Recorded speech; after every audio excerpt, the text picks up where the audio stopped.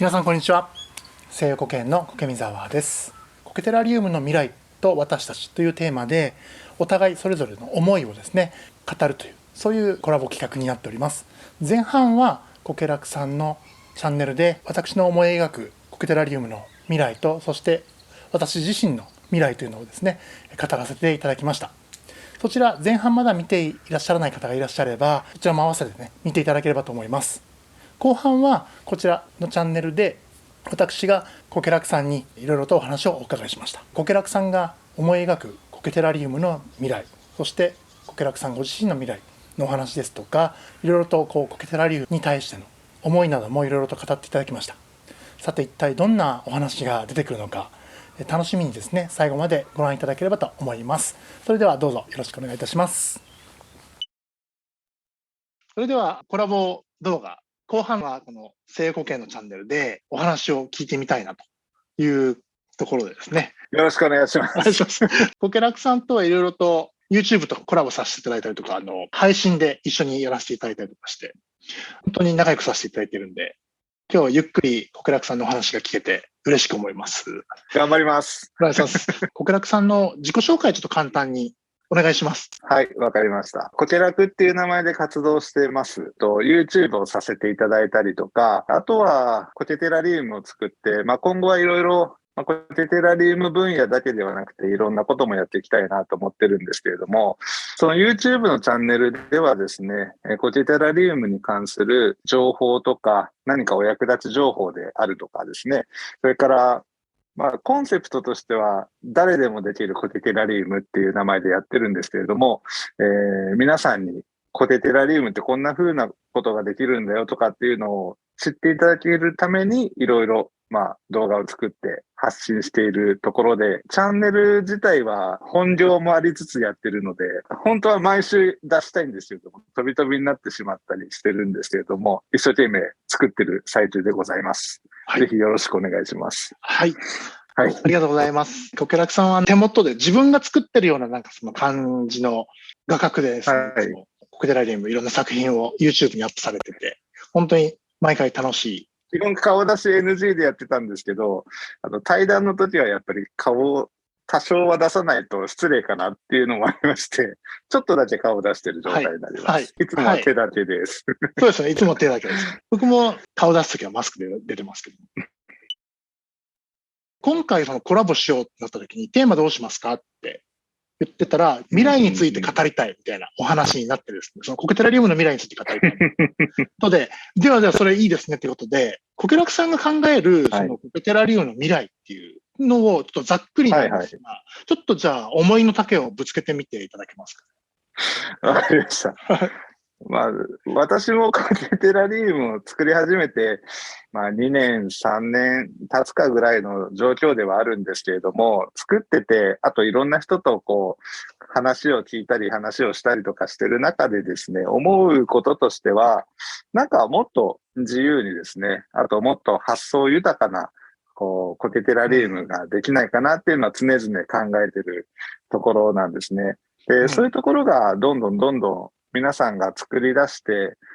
いくことによって、新しい発想が出てきたりとか、こんな苔テラリウムがあるんだとかっていうのが、将来的に見れたらですね、すごい楽しいなっていうのは思います。思い描く未来というよりは、もっとたくさんの人に知ってもらいたいなっていう気持ちの方が強いのかなっていうふうに思いますね。最初の方の話で、もっと自由に、苔テラリウムをもっと自由にしていきたいみたいなことをおっしゃられてましたけど、現状はまだその自由じゃない不自由さみたいなところ、感じられるってところあるんですか？例えば、じゃあ、初めて苔テラリウムを作るってなった時に、苔ってじゃあどこから手に入れればいいのみたいなところから始まるわけですよね。はい、あと、容器ってどんな容器を使ったらいいかとか、土ってどんな土を使ったらいいかとか、いろいろ勉強していけば分かっていくことではあるんですけど、じゃあ、こんな容器があります。で、それを使ってみました。これあんまり良くなかったですっていう時に他のじゃあ容器を探すじゃないですか。でもね、あんまりなかったりするんですよね。探すのがすごい手間だったりとか。あと、どうでしょうね。その、苔も、前半の動画でもお話しされてましたけれども、流通ルートが不明で、本当にこのコケ使っていいのみたいなコケだったりとかっていうのがあったりとか、いろいろやっぱり、なんだろうな、不自由さを感じる。特に初心者の人が。不自由さを感じるような、今状況なんじゃないかなって思うんですね。だからそれをもうちょっと固定インフラみたいなところを整っていくと、たくさんいいなって思った人がどんどんコケテラリウムを始めれるんじゃないかなって思うんですよね。固定インフラのところをっていうのは私が何かしたらできるってわけではないんですけど、まあいろんなね、それこそ固定水沢さんでもそうですし、その今いろいろ作られてるメーカーさんでもそうですし、そういう人たちにこんなのどうですかとか、こんなの作ってもらったらみんな喜びますよみたいなところを、まあ、クリエイター目線で見てって発信していくっていうのも必要なのかなっていうのはちょっと思いますね。それも偉そうな話にはなるんですけれども、ただこう消費者目線でいろいろ提案をしていくって言ってもいいのかなと思いますね。確かに、私も西洋保険でオンラインストアで容器も販売してますし、新しいブランドとかも立ち上げてやってますけれども、他のいろんなコケテラリウムクリエイターさんとか作品見てても、なんか似たり寄ったり、容器の形も大体みんな同じようなの作られてたりとかもあるし、もっといろんな容器があってもいいんじゃないかって思ったりとか、そういうこともあれば、それで育つの本当にみたいなのでやられてる人とかもいらっしゃるじゃないですか。なので、なんか、そういったところも、なんか、私たちも情報発信しているような気持ちになってますけど、まだ全然知られてなかったりするのかな。でも、その活動を続けていくことで、それに救われる人とか、あ、そんな方法があったんだとかって思ってくれる人もいるのかなって思うと、まあ、続けていってもいいのかななんていうふうには思います。今後の作品作りとかも含めて、今、その作品作りにおいて、コケラクさんが大切にしていることっていうのは、何なのかなっていうのをちょっと聞きたいんですけども。そう、YouTube で発信する上で作っていく作品っていうのは、はい。まあ、誰でもできるように再現性のあるものっていうのを心がけて、そんなに難しすぎない作品を作るようには心がけてます。さっきちらっとおっしゃってましたけども、そこにそのコケがあっていいのかみたいなところってあるじゃないですか。コケテラリウムって作って完成じゃなくて、いい作品かどうかってその1年後ぐらいじゃないと分かんなかったりするんですよね。コケのことを知らないと、そのあたりのことが分からないので、作って完成した気になってしまうっていうのがあると思うんですが、実はそうじゃなくて、その先にその苔がですね、どういうふうに育つかとか、あと管理が難しくないかとか、いうところを注意深く考えて作品は作るようにしています。その長期鑑賞品質が保たれてるかどうかみたいなところだったりとかを、もう最初の植え付けの作品作りの時点で何年後かを見据えながら作ってたりとかっていう。いや、私も本当最初コテタラリウムを作った頃っていうのは、本当に最初のうちっていうのは、こう、かっこいい作品できた、やったって思ってたんですけど、結局根付かなかったりとか、それこそ細葉沖縄ゴケがこことここにあるのに、こっちは根付かなくて、こっちは根付くみたいなことがあったりとか、はい。なんかいろいろトラブルっていうのは出てくるんですよね。はい。で、そのトラブルが極力少なくて、数年、まあ1年後とか2年後とか見据えた時に、やっぱりその時にすごく綺麗な状態とか、綺麗にこう管理されて育っている状態とかっていうのが一番理想的だと思うんですね。でも、やっぱりそれを作っていくためには、すごくやっぱり苔のことを勉強しないといけないし、それぞれの苔の性質を知らないといけないので、難しいというか、まあ、奥が深いジャンルなんだなっていうのは最近特にすごく思ってますね。そうですね。作ってみて、やっぱり1年、2年経ってみると、いろいろと見えてきて、失敗ももちろん経験しますし、そこで、学ぶことっていうのもたくさんありますしね。この間、大阪にちょっとイベントがあったんで、僕は主催者側じゃなくて見に行く側なんですけど、そのイベントでいろんな人のこう、有名な方の作品とか見てると、きちっと育っているし、根付いているし、うん。やっぱそこまでのことを考えての作品なんだなっていうのを思ってて、はい。そういうところにレベルの違いっていうのが出てくるんだなっていうのをすごい思いました。やっぱり植え付けてから時間が経ったりとかして馴染んでくると苔の表情が変わったりとかもしますし、世界観、完成度がちょっとこうね、やっぱ自分の手では作り込めないなんかこう世界観がそうですね。作られていくんで、やっぱりあれはすごいですよね。自分の手の届かないところなんだけど、それが苔が自然にそういう風になってってくれるっていうのがあるじゃないですか。はい。でもそれがそういう風になってってくれるのをある程度想像して作っていくと、もう自分の思い描く世界がこうできるわけじゃないですか。はい。でもそれって経験なんだろうなって思いますね。一夜にしてはなかなか。今後のその活動、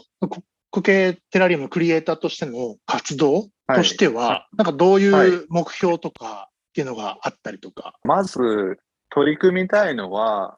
ワークショップやりたいんですよね。苔の作り方をみんなにお伝えするワークショップっていうのをやりたくて、具体的には7月ぐらいから始めていきたいなと思ってるんですね。はい。で、本業があるので、本業のない休みの日に各週ぐらいでやっていって、で、苔テラリウムの楽しさをみんなに伝えていくっていうことをやっていきたいなっていうのはまず一つあります。で、あと、YouTube はですね、それも無理せず、淡々と今までの通りやっていって、で、見てくれる人が増えたらいいなっていうふうに思ってやっていきます。あとはですね、そのワークショップが軌道にもし乗った場合ですね、たらいろいろ教室形式にしたりとかして、はい。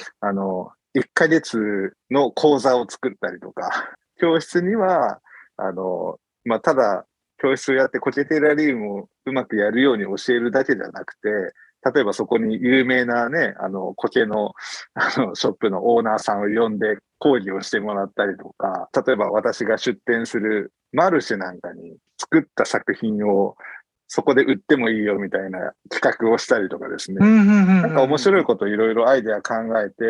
やってみたら面白い教室になるんじゃないかなっていうのがあったりとか、なんかそのワークショップ出発でいろんなことをやっていきたいなっていうのはありますね。講座もね、いろいろやりようがあると思うんですよね。さっき言ったワークショップで販売するとかっていうのも、売るのが目的というか、その販売をして店頭に出したときに買ってくれるっていうことは、そのテラリウムが評価されたっていうことじゃないですか。はい。それを作った人が身をもって感じることができるじゃないですか。はい。だから、そういうワークショップで売って売れたっていう体験をすると、多分その人も自信がついたりとかすると思うんですよね。それを教室の中で最終目標としてそういうふうに掲げたりすると面白いんじゃないかなっていうふうに思ったりとか。まだそれは本当に、構想の中の話なんで、実現するかどうかはわからないですけど、ただ教室をやるだけじゃなくて、いろんな要素をこう組み込んだら面白いんじゃないかなっていうのは、アイディアの中でありますね。面白いと思います。実際ね、自分で、ゼロから自分の作ったものを販売するって結構なハードルなんで、そういったその教室通ってたら、そこを通じて自分の作品売れるとかですね。なると、すごい、気軽な感じでいいですよね。だからやりがいも感じますよね。自分で作った作品。じゃあ一生懸命作ろうとか、人から見て素敵な作品ってどういう作品なんだろうって考えたりとか。そうですよね。そういう何かきっかけになるかなと思って。はい。なんかやっぱり苔テラリウム、私も作っててそうですけど、やっぱり表現なんで、その自己表現なんで、なんか自分で楽しむっていうのはもちろんいいんですけど、そこからこう、自分の作品として世に出す。またちょっと違う世界が見えてきたりするんで、楽しそうですよね。そういった意味で言うと、その将来の夢、苔楽フィルムとしての、活動の目標のその先の話になるのかもしれないですけども、その将来の実現したい夢みたいな、苔楽さんなんかあるんですか？はい。ね、苔楽としては、先日ですね、苔楽企画っていうものを作って、ええ。で、その中で活動していくっていう風にしてるんですね。はい。で、本当に将来の話をすると、私の目標は、キャンプ場を経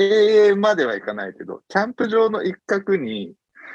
コケラクの拠点を置きたいなと思ってるんですね。僕はキャンプが好へえ。きだからなんですけど。で、へそこえ。でコケテラリウムを売ったりとか、いろんな発信をしたりとか、まあ、自然に囲まれた状態でですね、やれるといいな、なんていうのは将来的な、本当に将来的な話としての目標は持ってますけど、まあ、はい。それに至るまでにいろんなことをやっていこうかなっていう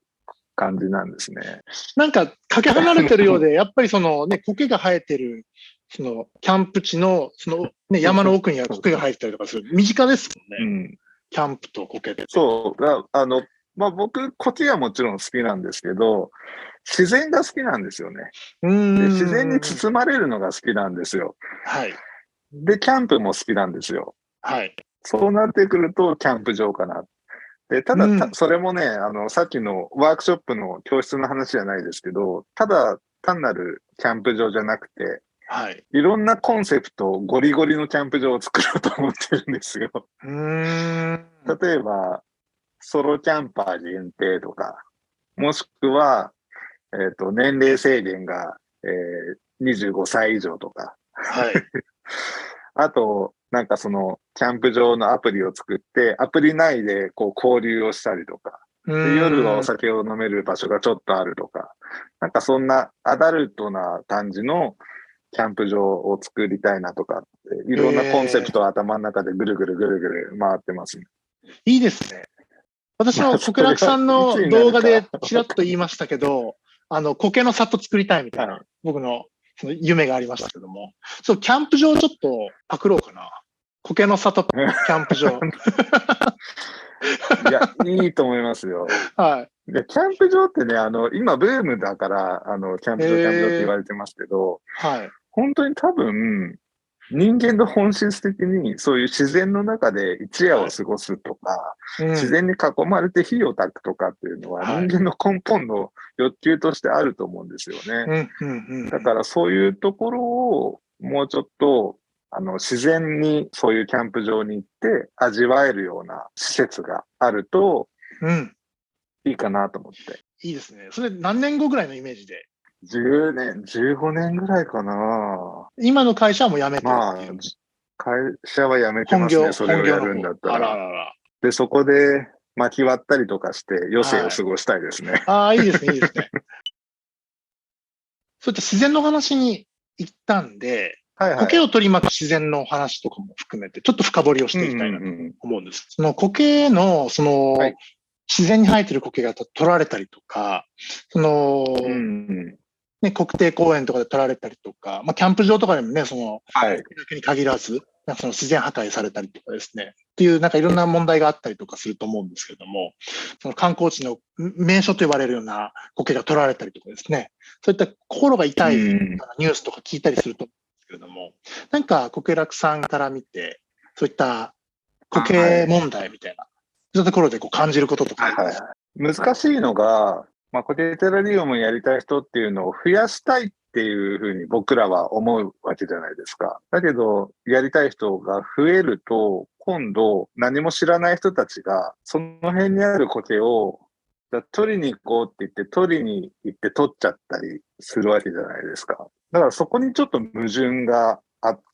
誰でも楽しめるようにしたいなっていうところの入り口にすごくそびえ立つ問題として、苔採取問題っていうのがあるわけですよね。多分ね、その人たちも悪気もなく知らないから、ついつい取ってしまうっていう状況だと思うんですけど、まあ、私もそうでしたけど、苔をどんどん勉強していくにつれて、ようやくそれが良くないことなんだっていうのがわかるっていう、そういうプロセスがあってですね。うーん。それで気づいてようやく、まあ、栽培されてる苔をそう購入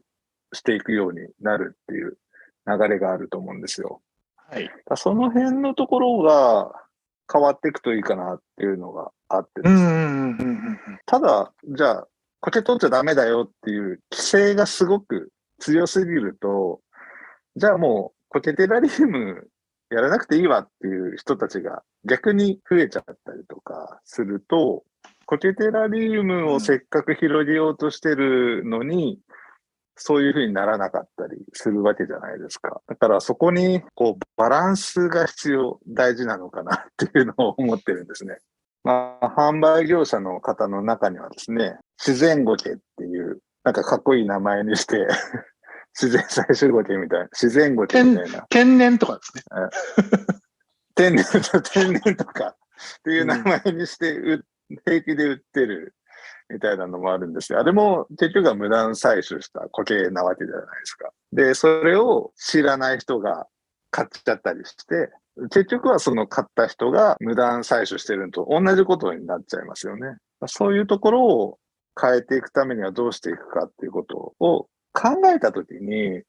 やっぱりそれを規制しすぎるのもどうかなみたいなところはちょっと感じてるんですよ。例えば、土地の所有者の方に許可を得たからって言って苔取る人いるじゃないですか。まあ、所有者の人が許可したからいいじゃんっていう風潮だと思うんですけど、実はそうじゃなくて、所有者の方はじゃあ苔のこと知ってるのっていうと知らないわけじゃないですか。はい。知らない人が取っていいよって言って取りましたって言ったら、結局は自然破壊につながっちゃうわけですよね。だから実はその土地の所有者がいいよって言ったっていうのは、あんまりその意味がなくて、広い目で見た自然破壊とか考えると、あんまり意味のないことなんですよね。結局、搾取してきたものっていう、なんかそういうイメージがありますもんね。そうです。まあ、その土地の所有者の方が苔のことをすごく知っていて、そこの苔は取って、これぐらいなら取っていいよとか、その苔は絶対取っちゃダメだよっていう指導をした上で、所有者の人がいいよって言ってるならまだわかるんですけど、そんなことはしないと思うんですよね。極論、苔テラリウムを禁止してしまった方が、苔を採取されるリスクっていうのはなくなるわけだけど、だけど、それは現実的ではないし、みんなの楽しみを奪ってしまうわけだから、じゃあそれをどう回避していくかっていうふうに考えた方がいいと思うんですね。はい。いろいろ考えると、まあ、採取をすることを、ある条件のもとで解放してあげることっていうのはちょっと必要なんじゃないかって思ってて、一つは採取をするのを、免許制にすること。これは突拍子もない意見だと思われるかもしれないんですが、まあちょっと勇気を持って話をすると、まあ免許制にすれば何がいいかっていうと、苔を勉強した人が採取をするわけだから、苔を取っていいのか悪いのか、どれぐらいだったら取ってもいいのかとかっていうのが分かる人たちが取るわけで、ざっと取る人はいなくなるわけですよ。まずは。っていうのを考えると、免許制っていうのは一つかなっていうのと、それを管理する組合ですね。協会とか組合、苔協会みたいなところがあって、免許を渡した人が苔を採取をしてきた場合に、じゃあそれを報告してくれと。そうすると、その苔協会は、この人に免許を与えて、この人はこれぐらいの量の苔をこの日にこの山で取ってきたっていうのを把握するわけですよ。はい。で、もう一つ、その苔協会としては、この山とこの山とこの山は取っていいよ。今年は。で、来年はこの山じゃなくて、この山とこの山とこの山は取ってもいいよみたいな、そういう指定をしていくんですね。はい。そうすると、苔がどれぐらい採取されているかっていうのを大体把握した苔協会さんが、こう、ローテーションをしていくことになるので、まんべんなく、ここだけ自然破壊されるっていうのがまず避けられるわけですよね。そういう何か管理する人、組合とかっていうのを、まあ、そろそろ苔テラリウムが流行り出して10年ぐらい経つと思うんですけど、まあ、そろそろそういうシステムとか組織的なところで管理していってもいいんじゃないかなっていうふうに思ってます。なんか日本生態類協会の人とかが、その分布調査定期的に入られるじゃないですか、山の中とか。で、分布確認できたとか、報告をしたりとかする方がいらっしゃると思うんですけども、なんかそれがもっとこう、なんかビジネス寄りに活動が評価されていくみたいな、なんかそういうイメージ農協みたそいうな。いう、そうですね。まさに。そういう情報があるんであれば、この山は、今は、この苔が極端に減っているとか、この苔が結構、今年は大丈夫だとかっていうのを把握して、で、取ってもいい山っていうのを指定していくわけですね。で、ずっとその同じ山じゃなくて違う山にするっていうふうにしていけば、その指定されなかった期間に、の数年間にまた復活する可能性もあるわけで、その辺を本当に全体に管理して、で、所有者がいいよって言ったから、取ってもいいよっていう制度はなくす。もうあくまでその苔協会の、苔協会指定した山から。はい。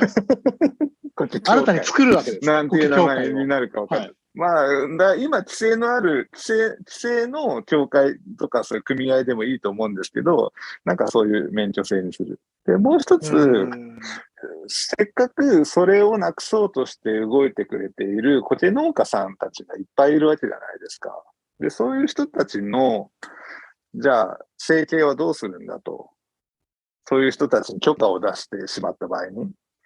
て考えたときに、その苔農家さんたちが一生懸命きちんと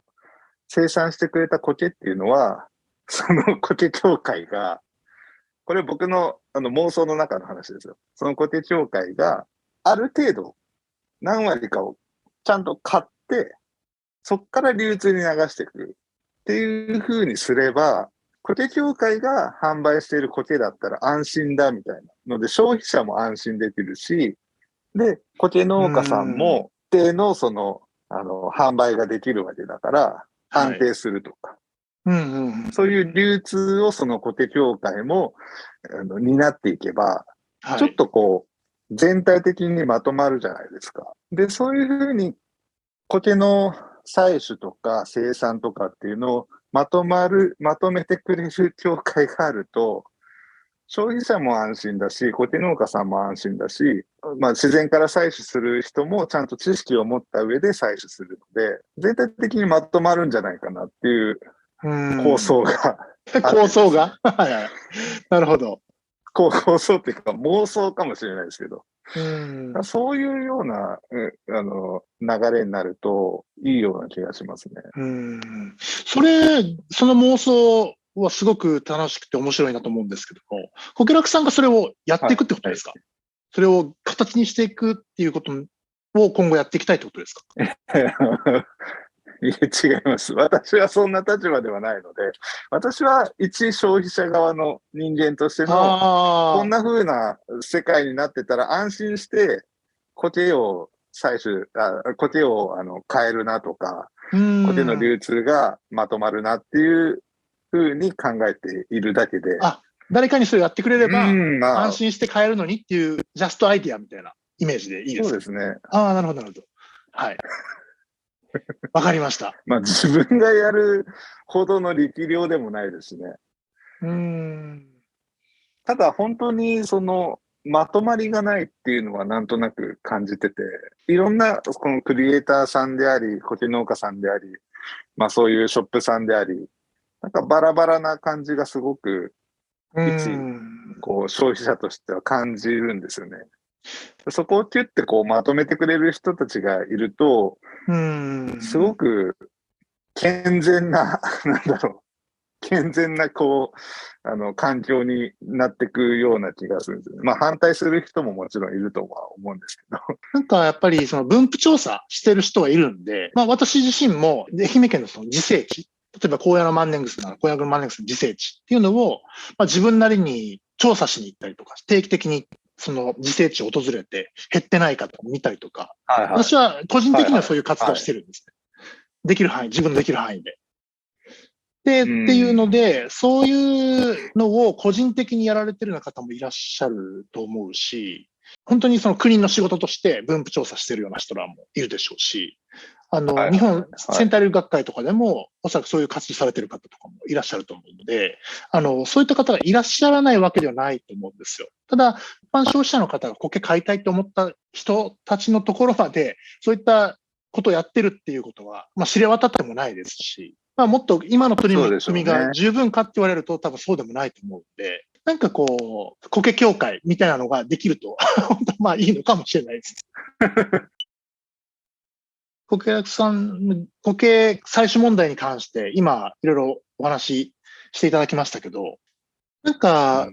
そのために私もその YouTube で栽培農家としてそのメッセージ発信したりとかは今後も継続的にしていこうかなと思ってますし、まあ行動として私はそういったね、自然採取される苔を、まあ一つも減らしたいという思いで苔栽培してるっていう側面もあるんで、行動でもね、示していこうかなと私は思うんですけど、小倉さんご自身が何かその問題に対してできることっていうと、何をするか、その問題に対して自分は何をするかっていうところの視点で言うと、何かプランとか行動とかありますか？今自分の持っているプラットフォームとしては YouTube っていうのがあるので、まあその中で発信していくっていうことがメインになってくると思うんですね。で、この苔は貴重な苔だとか取っちゃいけないよとかっていうのをもう言葉で発していくっていうのは必要なのかなって思ってます。あとはそうですね、さっき言ったように知らないっていうことがそういう行動力につながっちゃうわけですから、知ってもらうっていう、こういうふうにな苔っていうのは取っちゃダメなんだよっていうのを知ってもらうっていうことをやっていきたいなって思ってます。あと、はい。これは、もう一つ提案していいですか？あ、全然、はい、いいですよ。ね、苔の保管庫っていうのを開発してほしいなと思ってて。苔の保管庫。はい。製品として。今、製品として、苔って管理が難しいじゃないですか。はい。温度、それから光をその箱一つで管理できるものなんですね。で、そこに苔を入れておくと、まあ、持つっていう、もしくは育ってくれるっていうような箱を開発してくれないかなって思ってるんですよね。で、それがあると、まあ、買うじゃないですか。余るじゃないですか。余ったやつをそのままそこに入れておけばいいし、まあ、テラリウム作品も作ったらそこに入れておけば鑑賞ができる。で、育ってくれる。あ、これ楽しいっていうふうに、思うと思いますし、せっかく残った苔をダメにしちゃう人が大半だと思うんですよ。はい。だからテラリウムで作って余りました。その苔を、まあ、自分なりに保管はするんだけど、数ヶ月経ったらもうダメになっちゃいました。もう使えませんっていう風になっちゃうのがもったいないので、はい。苔の保管庫っていうのを開発していただいてで、そこに入れておくと、長持ちしますよとか、増えますよとかってなってくると、また面白い展開ができるんじゃないかなって。苔テラリウムは本当環境が命。はい。開発しちゃえばいいじゃないですか。それこそ。小倉さんが。ああ、まあ、言うからにはね、そう言われるのも当然かもしれないですけどね。喜ばれるとは思います。しないと。そうですね。だから開発できたら開発したいんですけどね。アイデアだけがポンポン浮かぶんですよね。で、それを苔見沢さんにとりあえず振ってみるっていう。まあ、そういうニーズもあるんだなっていう、そういうアイテム、そういうアイテムは絶対ニーズはあると思いますね。小倉さんならではの開発をお願いします。はい。まあこの立場だから別にショップとかやってないからこの立場から言える話かもしれないですけどね。なんかそんなアイデアは浮かびましたんで伝えておこうと思って。わかりました。じゃあコメント欄でそれ欲しいっていう人がいたらコメントください。そしたらサブスク販売していただければ私ん家に置きますんで。定期的にそのリースとして出していただいて、で、サブスク契約したら、苔が定期的に送られてくるっていうシステムをもう作ってもらえれば、僕はいつでもテラリウム作りたいときに作れます。そうか、製品がサブスクで使ってもらったら、そのサービスの一環で苔も定期的に送られてくると。そうです、そうです。あ、だから、リースと、小倉さんの話いろいろとお伺いすることができまして、非常に楽しい時間になりました。苔楽さんご自身はですね、とてもアイデアあふれる方で、いろいろな思いをですね、お持ちなのかなというふうに感じました。で、苔楽さんを中心にしていろいろな方が集まって、そこでコミュニティのようなものができて、でいろんな方とつながっていくと、私もですねお話を聞いていて楽しいイメージを持つことができました。あとはですね、苔のですね採取問題ですとか環境に対する強い思いをですね苔楽さんもお持ちなんだなということを今回初めてですね、知ることができました。なかなかこういったお話をですね語る機会っていうのがあんまりないんですけれども、環境に対する問題とかですね、苔の採取問題とかいろいろな問題も出てきますけれども、そういったことを語りながらクリエイターの一人一人がですね語っていくことで、苔テラリウムのいい未来につながる、そんなちょっとしたうねりになっていけばいいのかなというふうに私自身は思っています。未来はですね、やっぱりクリエイターの方一人一人のですね選択ですとか、私も苔を栽培して販売していますけれども、ご購入いただく消費者の方の一人一人の選択にですね苔のその未来というのがかかっていると言っても過言ではないかなと私自身、常々思っています。で、苔楽さんもですねそういったことをですね強い思いをお持ちなんだなということが分かりまして、私もとてもお話を聞いていて嬉しく思いました。コラボ企画というのは以上になるんですけれども、最後まで見ていただきました皆様も本当にありがとうございます。で、いろいろなお話を聞かせていただきました苔楽さん、今回コラボをいただきました苔楽さん、本当にありがとうございました。今後もですね、苔テラリウムの未来についてまた語る機会もあればいいかなと思いますし、苔楽さんともいろいろなコラボも今後もしていきたいなと思ってますので、今後ともどうぞよろしくお願いいたします。それではですね、最後までご覧いただきましてありがとうございました。それではこの辺で失礼いたします。さようなら。ありがとうございました。失礼いたします。